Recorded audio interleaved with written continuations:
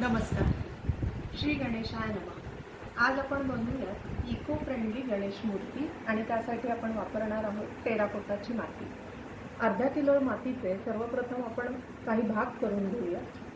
हा एक लिंबू एवढा मी भाग बनवला आहे, ज्याच्याने आपण बनवणार आहोत गणपतीचा बेस. परत 2 लिंबू एवढे भाग, ज्यातनं आपण बनवणार आहोत गणपतीचे 2 पाय. थोडा मोठा इडलिंबू इतका गोळा, याने बनणारे गणपतीचं मोठं पोट.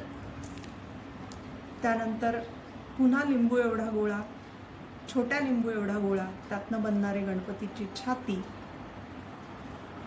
2 हात, बोरा एवढी 2 गोळे, एक मोठ्या बोरा एवढा गोळा, याच्याने बनवणार आहोत आपण गणपतीचं डोकं.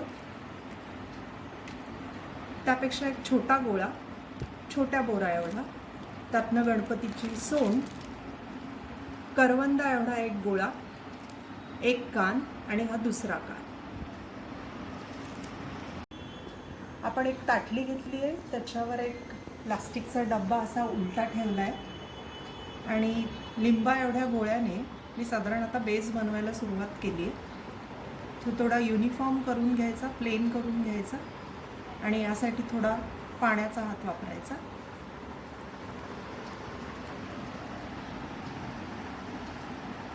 झालं ऑफ.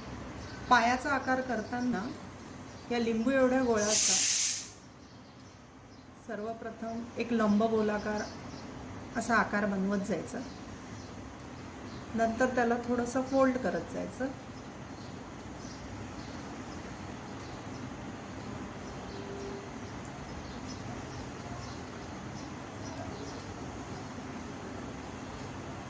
हा जो आकार झाला हा पुढचा पावलाचा आकार.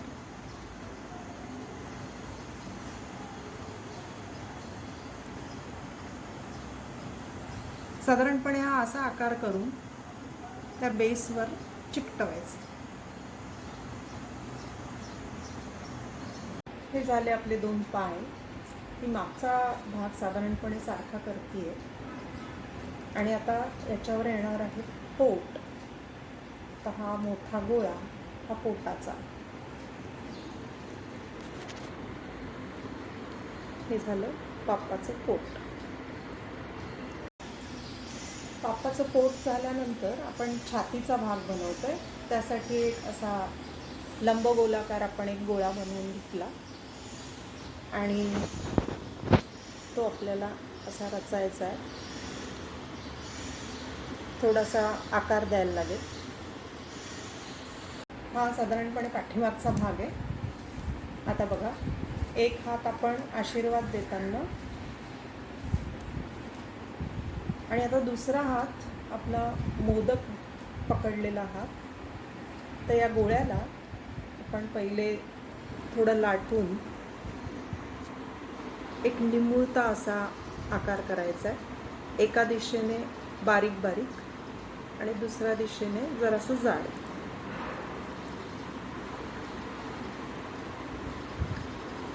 याला एक फोल्ड द्यायला लागेल आणि मग हाताचा भाग मोदक पकडल्यासारखा.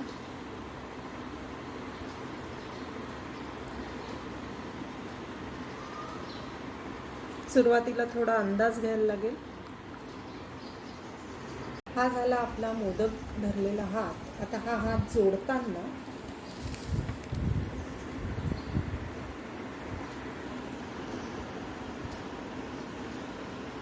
आपण छातीला असा हा जोडतो.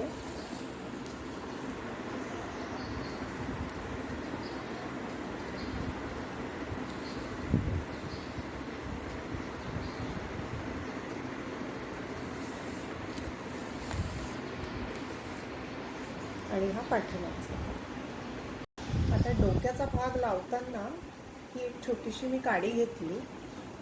ही सर्वप्रथम जरा इथे वरती रोवून घेऊया, म्हणजे त्याच्याने डोक्याला जरा सपोर्ट मिळेल आणि डोकं हलणार नाही.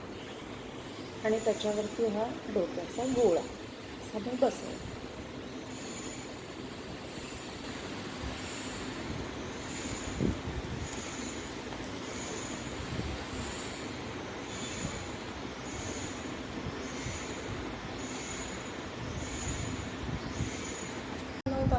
हा एक कान मी आधीच बनवलेला आहे.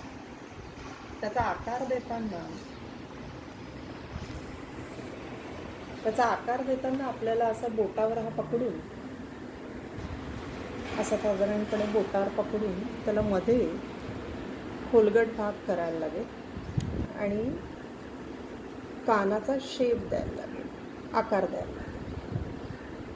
एका साईडनी थोडासा चपटा, मध्ये खोलगट आणि दुसऱ्या बाजूनी अर्धगोलाकार. 2 भाग समसमान झाले पाहिजे म्हणजे ते बरोबर दिसते. हा कानाचा शेप तयार झाला आणि आता याला बसवताना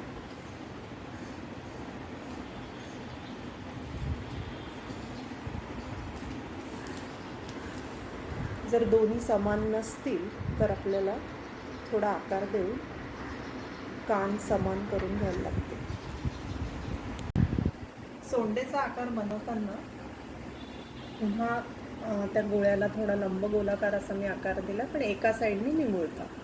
पाहिजे तर थोडंसं रोल करून घेऊया त्याला. सोंड लांब करायची आहे थोडी.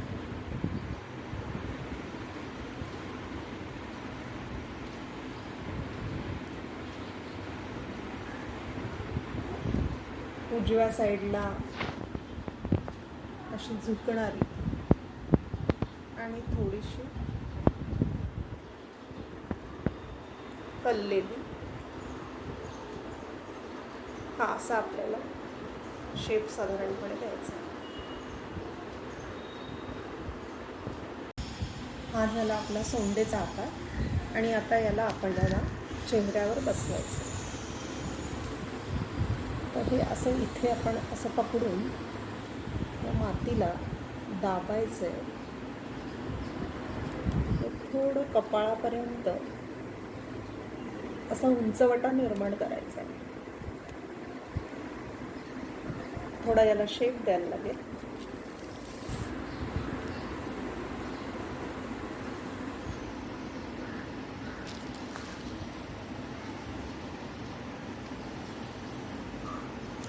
आता पहा,